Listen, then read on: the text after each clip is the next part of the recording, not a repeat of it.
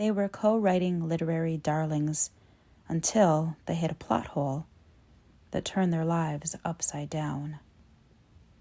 3 years ago, Katrina Freeling and Nathan Van Huysen were the brightest literary stars on the horizon, their co-written book topping bestseller lists. But on the heels of their greatest success, they ended their partnership on bad terms, for reasons neither would divulge to the public.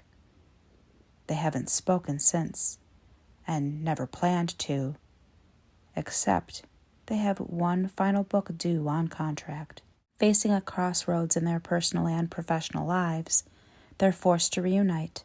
The last thing they ever thought they'd do again is hole up in the tiny Florida town where they wrote their previous book, trying to finish a new manuscript quickly and painlessly.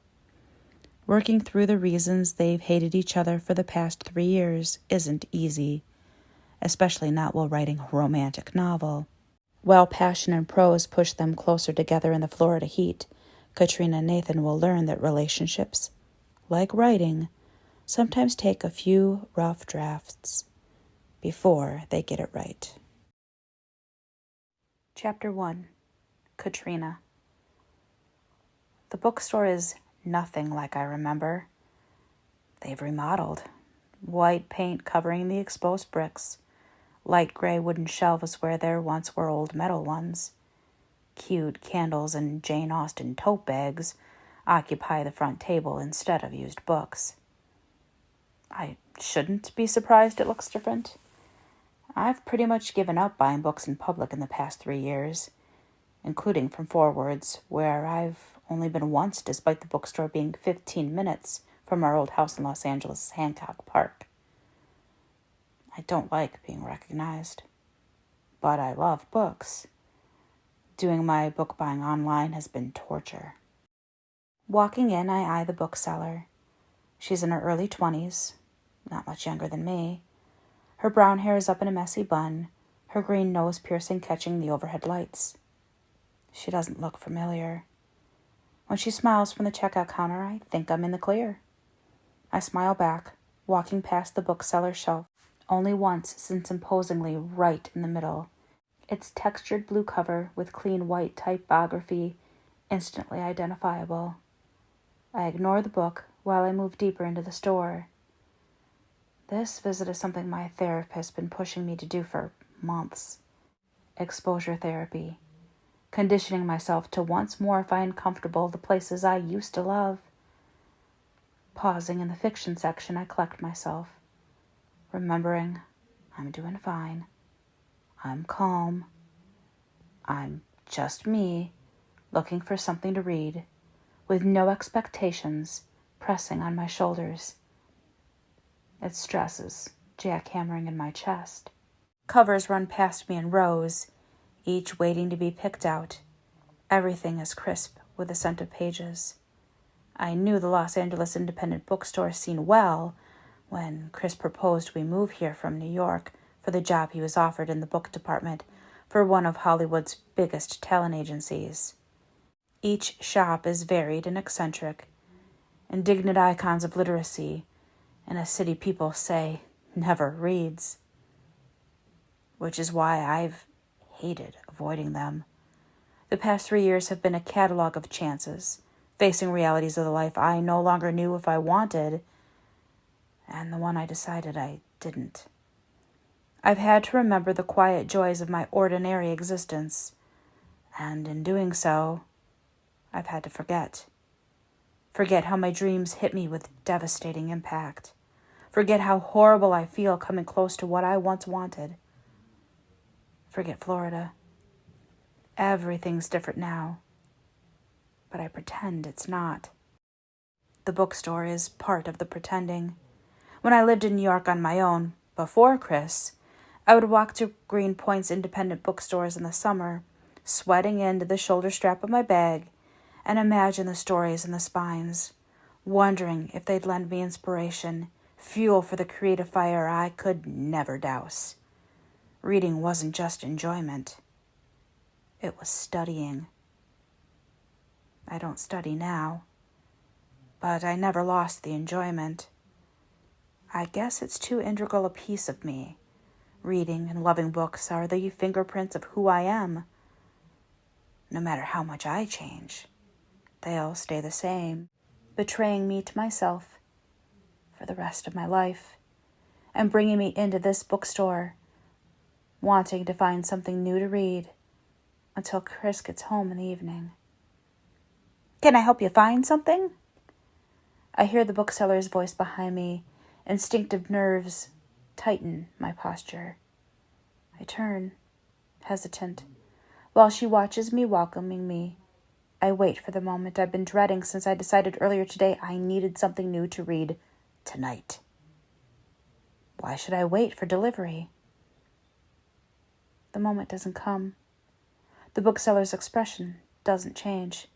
Oh, I say uncertainly. I'm not sure, just browsing. The girl grins. Do you like literary fiction? She asks eagerly. Or is there a subgenre you prefer? I relax.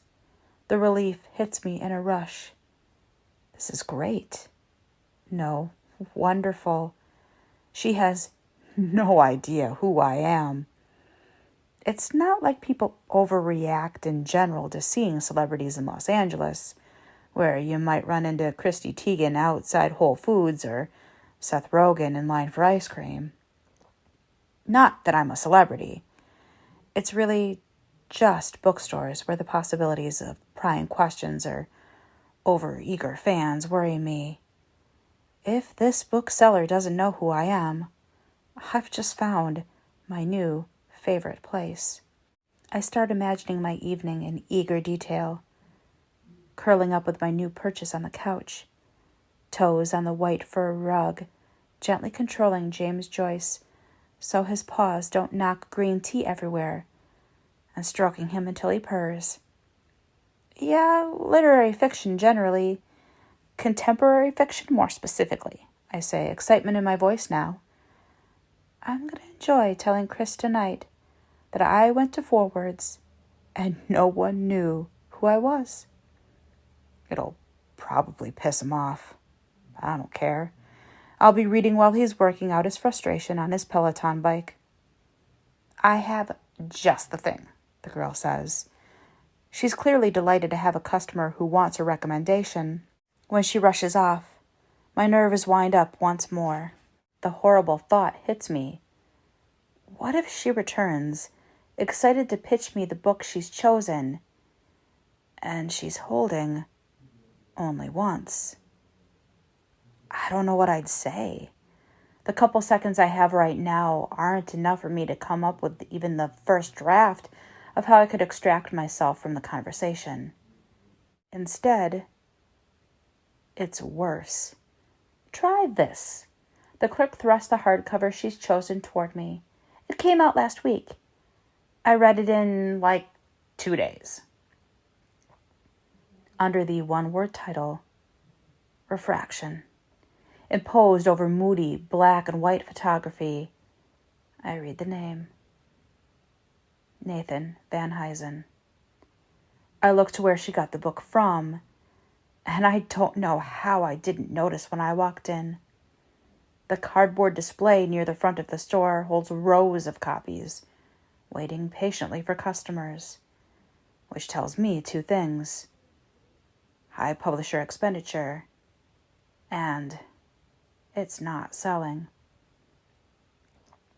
His name hits me the way it does every time I see it. New York Times reviews. In the profiles I try to keep out of my browser history, never with much success. The first is wishing those 15 letters meant nothing to me, weren't entwined with my life in ways I'll never untangle. Underneath the wishing, I find harder, flintier feelings. Resentment, even hatred. No regret, except regretting ever going to the upstate New York Writers' Workshop, where I met Nathan Van Huysen. I was fresh out of college when I graduated from the University of Virginia and into the job I'd found fetching coffee and making copies in a publishing house. felt like my life hadn't really started. I'd enjoyed college, enjoyed the rush I got learning whatever I found genuinely interesting, no matter the subject. Fungal plant structures, behavioral economics, the funeral practices of the Greco-Roman world. I just knew I wouldn't be who I wanted to be until I wrote and published.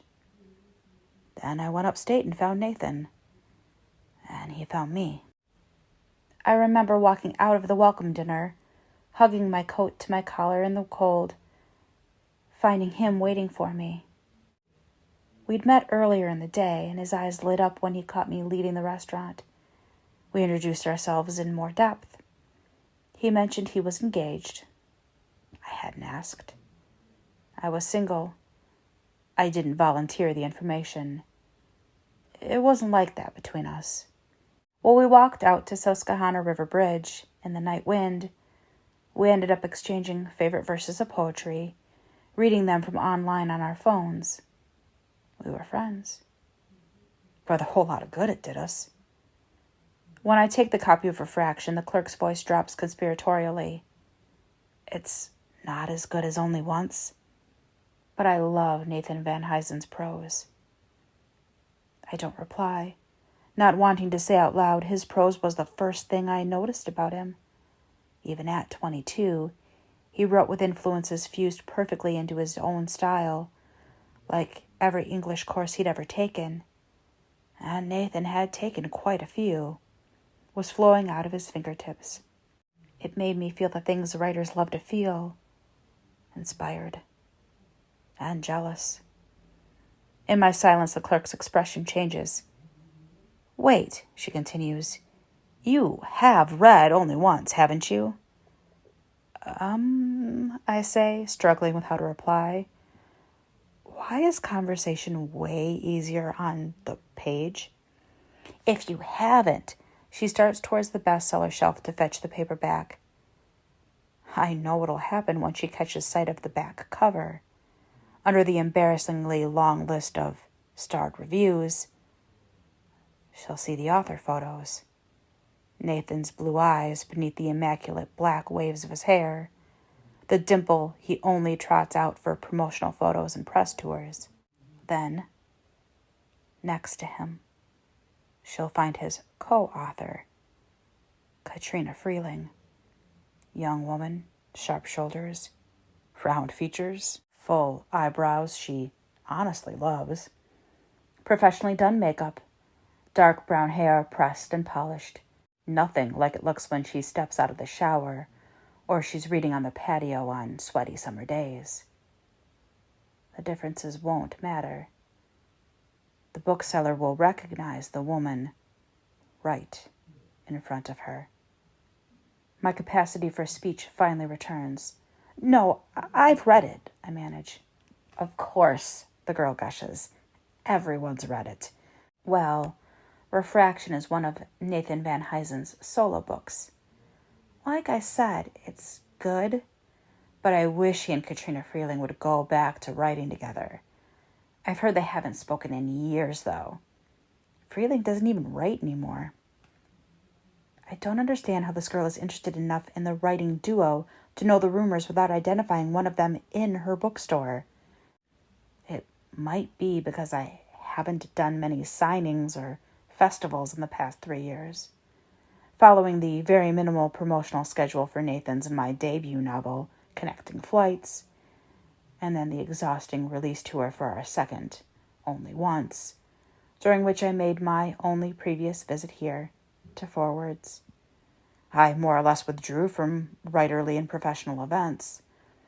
It was difficult because Chris and my social life in New York centered on the writing community, and it's part of why I liked living in LA, where our neighbors are screenwriters and studio executives. In LA, when people learn you're a novelist, they treat you like you're a tenured Ivy League professor or a potted plant. Either is preferable to the combination of jealousy and judgment I endured spending time with former friends and competitors in New York. If you told me 4 years ago I would leave New York for the California coast, I would have frowned, or likelier, laughed.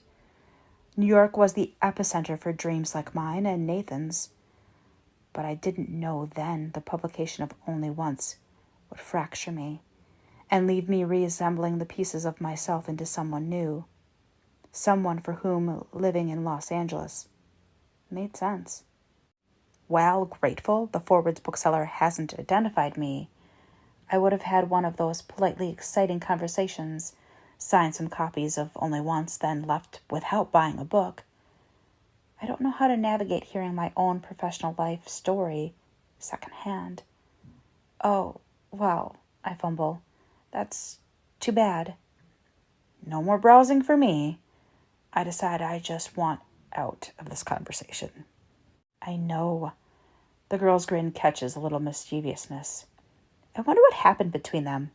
I mean, why would such a successful partnership just split up right when they were really popular? The collar of my coat feels itchy, my pulse beginning to pound.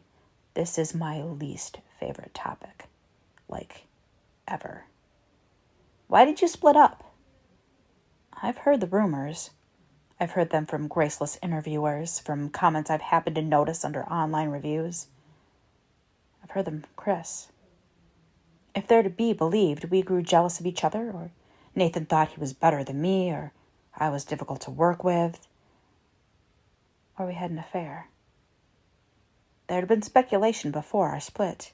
Two young writers working together on retreats to Florida, Italy, the Hamptons. Photos of us with our arms around each other from the Connecting Flights launch event. The only launch we ever did together. The fact Only Once centered on marital infidelity didn't help, nor did the very non-fictional demise of Nathan's own very non-fictional marriage. This is why I don't like being recognized. I like the excited introductions. I love interacting with readers. What I don't like is the endless repetition of this one question. Why did Katrina Freeling and Nathan Van Huysen quit writing together? Who knows, I say hastily. Thanks for your recommendation. I'll take it. I reach for the copy of Refraction, which the girl hands over, glowing. 5 minutes later, I walk out of the bookstore, holding the one book I didn't want.